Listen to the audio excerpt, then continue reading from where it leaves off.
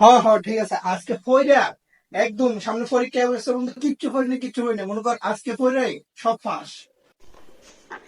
হ্যাঁ ভাই, আজকে ভাই সব পড়তে হবে ভাই, আমি ভাই কিচ্ছু পারবো না ভাই, একটু কিচ্ছু করি না। আম্মু বলছে ভাই বাসা থেকে যদি না পড়ি তাহলে ভাই বিয়ে দিয়ে দেবো ভাই, আজকে পড়ে একটু পাস করতে হবে ভাই, আমার থেকে পাস করতেই হবে ভাই।